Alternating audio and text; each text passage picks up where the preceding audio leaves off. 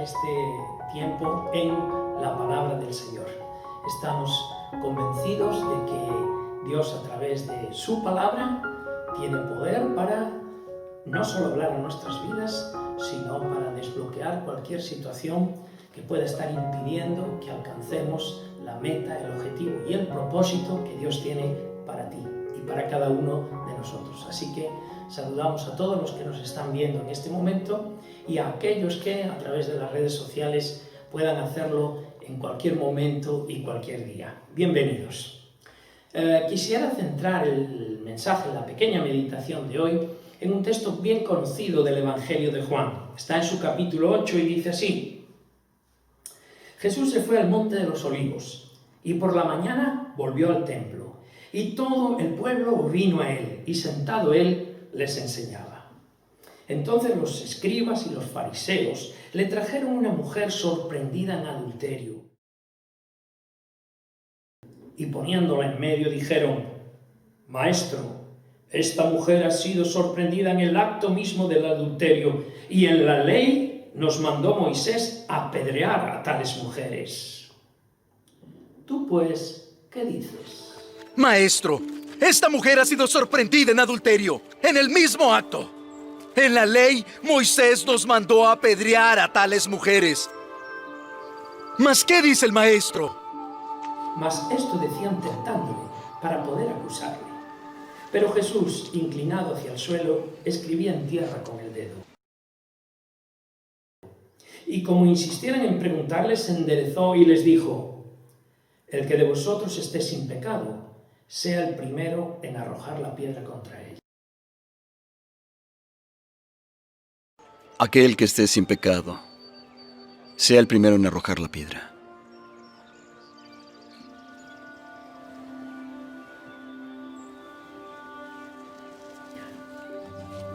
E inclinándose de nuevo hacia el suelo, siguió escribiendo en tierra.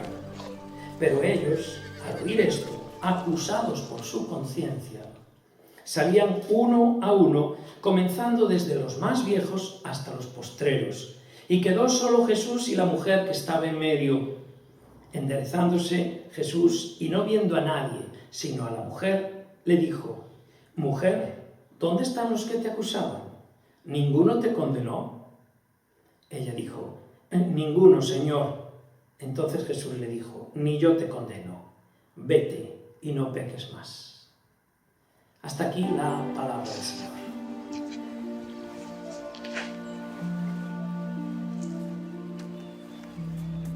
Ve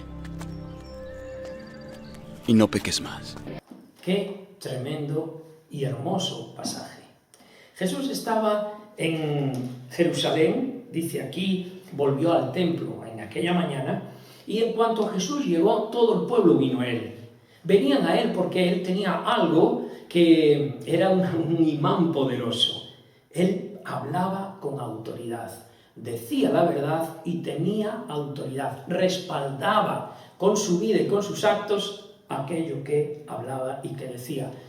Debemos de procurar lo mismo en nuestras vidas. Debemos de hablar al mismo nivel con nuestra boca, con nuestras palabras y con nuestros actos. El discípulo del Señor Santiago escribe una carta: la fe sin obras es fe muerta. No nos salvamos por las obras, pero una vez que somos salvos por la fe, esa vida de salvación se va a demostrar en obras que glorifiquen al Señor bendiciendo a los demás. Así que Jesús tenía esa cualidad que le daba esa autoridad en cuanto hablaba. No como hablaban los religiosos de su tiempo, escribas y fariseos, que decían la letra de la ley, pero ellos vivían de otra manera y, bueno, pues era muy mal testimonio. La gente dice a veces: el ruido de lo que haces no me deja oír lo que dices. Lo que dices es muy bonito, suena muy bien, pero el ruido de tu vida no me deja oír lo que dices. Pierdes la autoridad. También hoy la gente prefiere ver un sermón que escuchar un sermón. Pero qué bueno cuando pueden escuchar y ver el mismo mensaje. Ahí estaba Jesús y él estaba enseñando y la gente atenta. ¡Buah! Cómo me encantaría haber estado allí, en medio, aunque fuera bien atrás, pero escuchando al maestro. Y cuando él estaba hablando, de repente tumulto, se oyen gritos, se oyen patadas, hay una nube de polvo que empieza a levantarse. Parece que allá a lo lejos vienen algunos de túnicas muy largas, de mirada muy fría, muy escrutadora, y parece que traen a una mujer en medio y la empujan, aunque ella no quiere venir, ahí la arrojan. Llegan hasta Jesús y ahí está claro, son escribas y son fariseos. Y lanzan a esa mujer ahí. Esa mujer había cometido un pecado, adulterio, y ellos la habían sorprendido en adulterio. Y ahora se la traen a Jesús. El Moisés en su ley nos mandó a apedrear a estas mujeres, pero tú, maestro, ¿qué es lo que dices? ¿Qué vas a decir? Ahora, dice aquí que esto se lo decían para acusarle, para tentarle. Era una pregunta con trampa. Si Jesús decía, pues sí, si lo dice Moisés en la ley y es verdad, pues hacedlo, apedrearlo. Entonces todos tendrían que reconocer que realmente los escribas y los fariseos eran los intérpretes correctos de la ley. Iban a desactivar esta corriente de populismo y de seguimiento que había ahora hacia Jesús. Ahora, si Jesús dijese, no seáis tan crueles, no seáis así, dejad a esta pobre mujer, que sabía que Jesús se juntaba a los que nadie se quería juntar, se juntaba a pecadores, se juntaba a leprosos, se juntaba a la gente que estos religiosos jamás se acercarían porque se contagiaban, se contaminaban. Ellos estaban esperando que tal vez Jesús dijese eso, y siJesús dijese, no, por favor, no la apedreéis, sed misericordiosos, ellos iban a poder volverse a toda aquella gente y decirles, gente de Jerusalén, mirad cómo él mismo está en contra de la ley de nuestro padre Moisés. Así que si Jesús decía una cosa, estaba en problemas. Si Jesús decía la otra, seguía en problemas. Y ahí estaban estos fríos religiosos, esperando que la respuesta incorrecta saliera de los labios de Jesús. Pero parece que Jesús no tenía mucha prisa. Se inclinó y estaba ahí escribiendo en tierra con el dedo. Jesús nunca escribió, que sepamos, nada. Fueron sus discípulos los que escribieron los evangelios, pero esa vez nos dice que sí que estaba escribiendo. No sabemos lo que escribiría, pero es muy interesante suponer por qué se dice aquí que estaba escribiendo. Algo debía estar escribiendo ahí que tenía relevancia e importancia. El caso es que estaban esperando la respuesta incorrecta de los labios de Jesús para poder acusarle delante de toda la gente. Jesús se levantó y les dijo, el que esté libre de pecado de todos vosotros, ese coja la primera piedra y arrójesela a esta mujer. Se volvió a inclinar y empezó a escribir, o continuó escribiendo en tierra. Dice que cuando oyeron esto, no pudieron coger la piedra. Fueron acusados por su propia conciencia.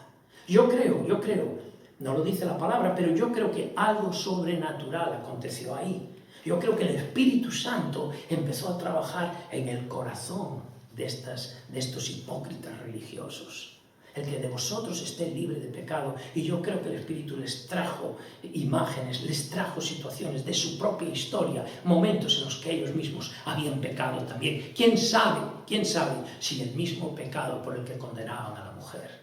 ¿No te sorprende que sorprendan, valga la redundancia, a la mujer en el acto de adulterio y no traigan al hombre, al infractor? La ley decía que los dos, hombre y mujer, tenían que morir apedreados. ¿Dónde estaba el hombre? ¿No habría sido tal vez una trampa que colocó a esta gente para sorprender a la mujer, para traérsela a Jesús y poder acusar a Jesús? La hipocresía. A veces somos muy religiosos en nuestras formas de hablar, en nuestra apariencia, pero por dentro hay corrupción, por dentro hay pecado, por dentro hay cualquier cosa. Y esto, para el Señor, ¿verdad?, no queda tapado. El Espíritu Santo seguramente les estaba diciendo en el corazón tal vez lo que Cristo podría haber estado escribiendo en la arena, culpable. Y cuando ellos por dentro fueron acusados por su propia conciencia y se dieron cuenta que si lanzaban una piedra, en realidad era como si se lanzaran a ellos mismos, porque ellos también eran culpables, y cuando esto lo estaban sintiendo por dentro, y tal vez es una suposición, Jesús estaba escribiendo ahí también culpable, ellos se dieron cuenta que Jesús sabía lo que el Espíritu les estaba diciendo y que no podrían, no tenían legalidad, legitimidad para coger una piedra y arrojársela a esa mujer, porque ellos mismos eran culpables. Dice que, empezando por el más viejo, posiblemente el más hipócrita de todos, hasta el más joven, todos levantaron sus túnicas y salieron de allí corriendo, porque eran culpables. La primera lección fuerte para ti y para mí de este pasaje es que también nosotros somos culpables. Tal vez no del pecado de la mujer, pero sí de otros tipos de pecados. La Biblia dice que no hay justo ni uno, solo Cristo.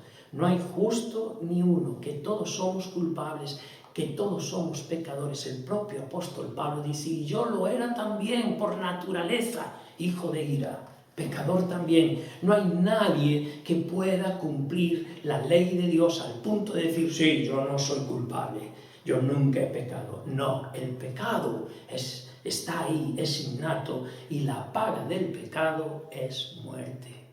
Muerte ya en esta tierra, en esta vida. Vida sin propósito, vida sin sentido, vida sin verdadera motivación en pos del propósito de Dios, pero también muerte eterna, consecuencias eternas. El pecado nos separa de Dios y trae consecuencias de una eternidad sin Dios, dice la Escritura, en un lugar de eterno sufrimiento. Esta es la situación de cualquier hombre y mujer que todavía no han entregado su vida a Jesús y lo han hecho por la fe en su Señor y su Salvador. Bueno, estos todos estaban siendo reprendidos por el propio Espíritu Santo y tuvieron que irse de allí. Ahora una pregunta. Jesús dijo, el que esté libre de pecado, coja la piedra. ¿No habría allí nadie que estuviera libre de pecado? Había uno, el propio Jesús. Jesús era libre de pecado. De hecho, uno de sus títulos es que era el Cordero de Dios sin mancha. Jesús era el único que tenía legitimidad para tomar una piedra y arrojársela a la mujer.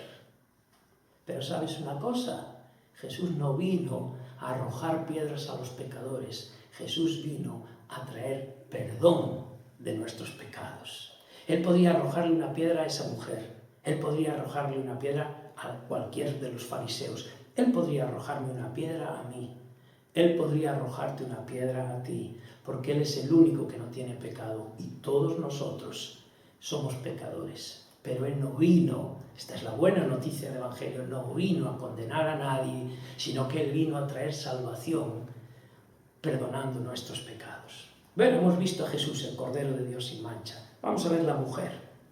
Yo estoy casi convencido de que cuando escuchó a aquella mujer que tenía el terror en su propio corazón metido y en su propia mente, porque su muerte estaba cercana, ¿verdad? Cuando escuchó aquello de que arrojen la primera piedra, casi seguro que no escuchó la primera parte, el que de vosotros esté libre de pecado. Así que me imagino que ella instintivamente se cubriría con las manos, estaba esperando que las piedras llegaran y iba a entregar su espíritu al Señor, porque iba a morir allí ajusticiada por este pecado. Y cuando las piedras no llegaron, y cuando aparentemente nada sucedió, cuando ella abrió sus ojos, y Jesús estaba ahí también, mirándola, cuando escuchó aquellas palabras del Maestro, ¿dónde están los que te acusaban?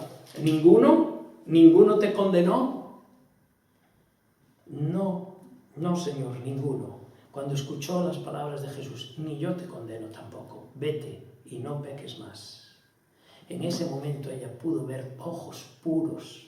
Tal vez por primera vez pudo ver ojos de amor, ojos de alguien a quien le importaba, que le amaba, no por cosas espurias, sino que la amaba profundamente, al punto de salvarle su vida en ese momento y que en ese momento también ondas de amor estaban corriendo del corazón de Jesús hacia esa mujer, como en este mismo momento hay ondas de amor que están corriendo del corazón de Dios para ti mismo, porque el Señor tampoco te condena, no está aquí para condenarte, aunque ciertamente el pecado tiene consecuencias eternas. Esta mujer por fin vio esos ojos y ella a lo mejor pensó, de este hombre yo recibiría la condenación, de este hombre yo recibiría las piedras, pero no de sus hipócritas, son más hipócritas que yo. Ella se resistió, ella no quería venir allí, fue empujada hasta Jesús. ¡Qué bueno! Ellos lo hicieron por mal, pero ella recibió una gran bendición, un gran regalo, vino delante del único que podía salvarla de la situación, Jesús. Pero quiero decirte algo, Jesús y Dios, Padre, Hijo y Espíritu Santo, es un caballero, no fuerza a nadie. Aquella mujer la forzaron a llegar, pero Dios no va a forzar a nadie a entrar al cielo. La puerta de tu corazón, la puerta que da entrada a Dios mismo, a tu vida y por tanto al perdón de pecados y a la vida eterna, es una puerta que Dios no va a romper a patadas a la fuerza. Dios espera que tú la abras. Dios respeta tu decisión, Dios respeta tu voluntad. Él te ama entrañablemente, ha venido a esta tierra a sufrir en una cruz por ti y por mí, pero no nos fuerza a aceptar el regalo de la salvación. La salvación solo Él la consigue, no podemos hacer nada por ello, pero nosotros la recibimos por fe. La puerta del corazón se abre desde dentro. Y aquella mujer en ese momento sintió este amor del Señor y todas esas cadenas y todos esos demonios que la tenían atada de lujuria y de lo que fuera fueron rotas y que se cayeron en el nombre de Cristo Jesús. Y ella entonces pudo recibir y pudo escuchar. Yo tampoco te condeno. Vete y no peques más. Sí, vete, eres libre, pero no peques más, porque el pecado tiene consecuencias. El pecado lastra tu vida y el pecado daña, por así decir, el corazón del Padre amante. Vete y no peques más. Algunos podrían pensar, pero vamos a ver, Jesús infringió la ley, porque en el libro de Levítico ciertamente dice que los que sean sorprendidos en adulterio tienen que ser apedreados hasta morir. La consecuencia del pecado era morir. La consecuencia de cualquier pecado es muerte, como decía antes. ¿Será que Jesús estaba saltando la ley? No, no se estaba saltando la ley. Jesús ya estaba camino a la cruz. Jesús no saltó la ley, Jesús se ofreció Él para cubrir la ley, para pagar el precio del pecado de aquella mujer. Fue Él el que fue a la cruz. No es que la mujer iba a quedar libre y se iba de rositas sin que tuviera consecuencia su pecado. No, su pecado tuvo consecuencia. La consecuencia fue la muerte de Cristo. Pero no solo el pecado de aquella mujer, tu pecado y mi pecado también. Fue nuestro pecado el que llevó a Cristo a la cruz por amor. Como no había otra solución, como no había otra posibilidad, como no había otra manera de que un día pudiéramos estar con Dios para siempre, Dios entregó a su Hijo por amor. Y su Hijo, el que nunca había pecado, por ti y por mí fue hecho pecado y fue a la cruz. Y toda mi inmundicia y todo mi pecado, el día que recibí a Cristo por la fe, fue lanzado sobre Cristo y su cruz. Y toda la justicia perfecta de Él vino sobre mí, como hoy puede venir sobre ti, si hoy le pides a Jesús que esa sangre que Él derramó cubra también tu pecado y le recibes como Señor y Salvador. Finalizo. Aquellos fariseos hicieron lo peor que se podía hacer. Quisieron tentar a Jesús, pero una vez que fueron descubiertos, que fueron acusados por su propia conciencia, hicieron lo peor, y es que dieron media vuelta y se marcharon. En vez de caer de rodillas delante de Jesús y decirle, es verdad, yo también soy culpable, es verdad, Jesús, yo también necesito el perdón, es verdad, yo también necesito vida eterna, yo también necesito que vengas, Jesús, y te sientes en el trono de mi vida y ordenes mi vida y dirijas mi vida. En vez de hacer eso, escaparon, se fueron. Querido amigo, querida amiga que me estás escuchando, si tú sabes que eres pecador o pecadora, si tu vida no te satisface, no te agrada, porque sabes que ese pecado te separa de Dios, no te escapes de Él.